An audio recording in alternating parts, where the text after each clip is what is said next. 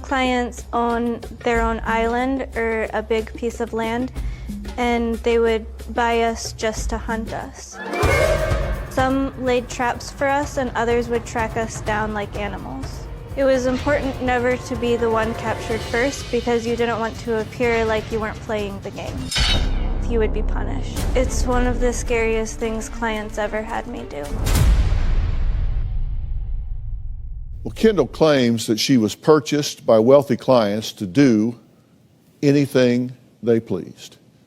Now, sometimes she was used as arm candy, others for very sick games. On the outside, her clients were pillars of their communities. But behind closed doors, she says they were sinister and evil human beings. The clients I was forced to have sex with were very rich and powerful, very important VIPs. They were in law enforcement, doctors, psychiatrists, judges, politicians, even people who owned sports teams. I attended many parties for people who had just got elected into office. When I would attend these events, I had to look pretty and act like I belonged there. I had to know how to hold a conversation about politics. I would be at all of these nice events, but it would never end nice for me. At parties where people knew what we were there for, the clients would treat us really poorly. Many times clients were physically abusive. I've had broken fingers and broken ribs and been kicked a lot in the head. And I've even been sat on and smothered. The clients all had different expectations for what they wanted from me and what they wanted me to do. Sometimes they would bring little boys into the room and they would make me have sex with them. Many of the boys were as young as 5. To this day, I still wonder if I raped those little boys or if they raped me. Now I feel lost. I wrote to Dr. Phil because I feel like he might be able to help me and that maybe he can give me some idea of why I should even be alive. Okay, Kendall is here. She is very nervous at this point and is having a difficult time taking that step. So I think I'll help her out a little bit, see if we can make this a bit easier for her.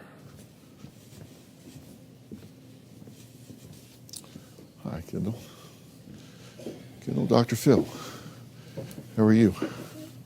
I thought I'd come walk you out instead of having you do it all by yourself. How's that? Okay? Come with me. All right. Oops. Don't want to hit you with the curtain. All right. Takes time. You can have a seat right there.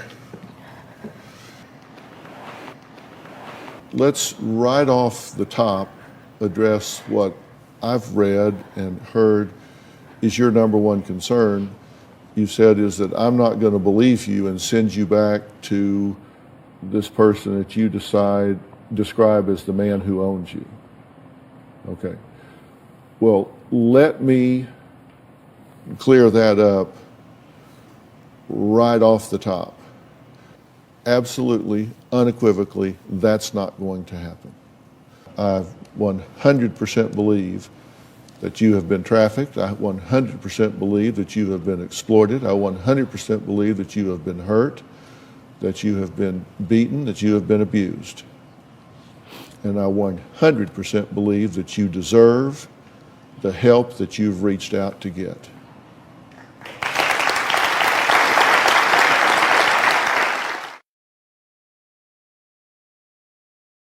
When I was in the world of sex trafficking, I gave birth to children. I was allowed to get pregnant because men paid for that. I was pregnant several times, but I had several abortions. I had 3 that survived, 2 girls and a boy. When I had each child, they were all induced so that I wouldn't get too big. After I had each baby, they were taken away, but sometimes I would get to see them later as a reward. I don't know who their fathers are or where they are. I would like to have my kids with me, but I feel like if I did, I would just get them in trouble.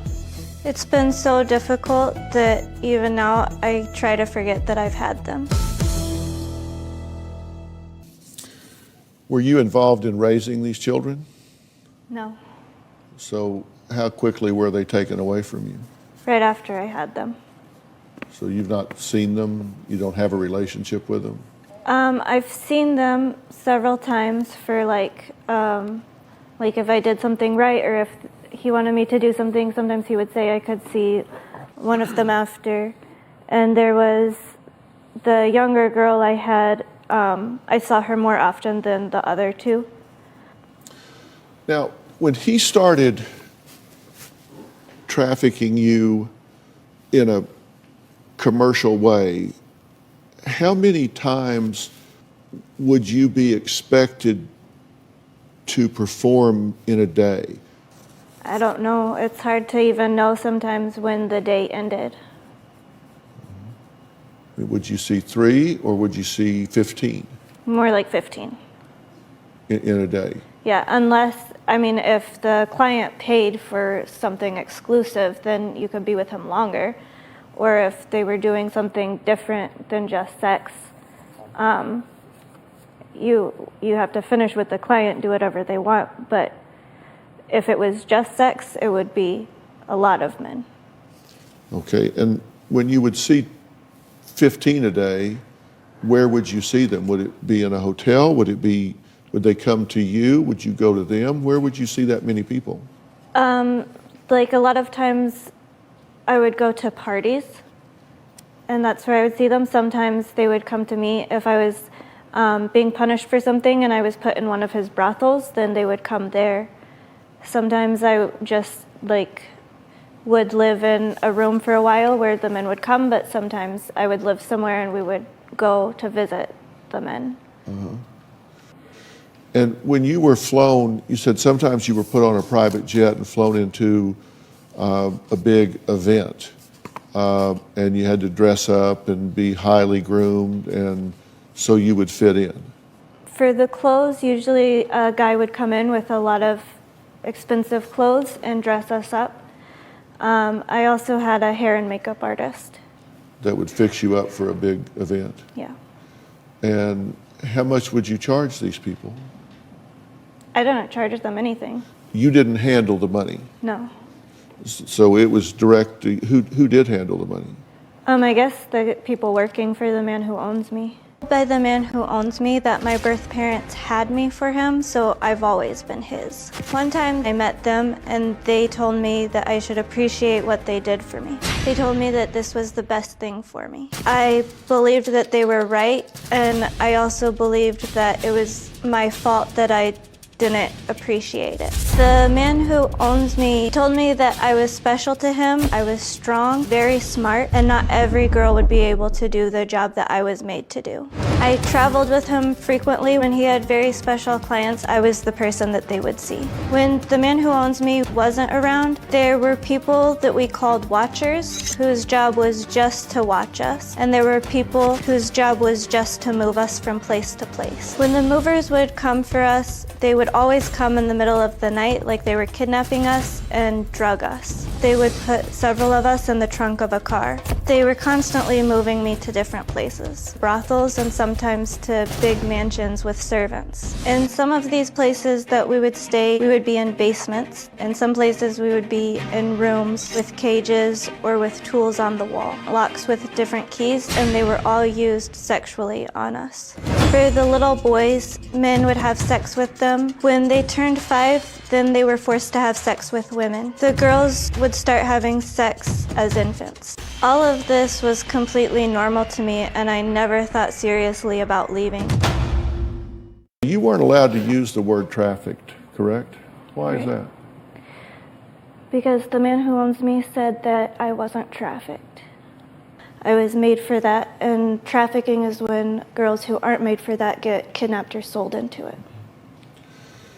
You said you could tell the difference between girls that were born into it, according to him, versus those that were kidnapped when you encountered them. How could you tell the difference between the two? The girls that weren't born into it, they had a harder time. They were always kept tied up or in cages, and they cried a lot. Did he tell you how you came to be with him? He said that my parents had me for him. That they actually had you on purpose for him. Yeah. Where are your biological parents now? I don't know. Do you know what country they're from? No. Do you know if it's Europe, U.S.? When I spoke to them, we spoke in English. When you began to be exploited by him, what are the first things that you remember? I remember being really little and a lot of men being around me and taking turns. Did you have any sense at the time that that was wrong or a bad thing? No, I thought guys held babies on their laps like that because it kept them from falling off. And do you remember how old you were when you first had sex? It was before I could talk. I was used to it by the time I was 2. Do you know how old you are? No, Do you have any idea? probably about 23. That's a guess, right? Yeah, I looked at like on Facebook where they say you're a child of the 90s if you remember these toys and stuff like that, and so then I try to guess from that.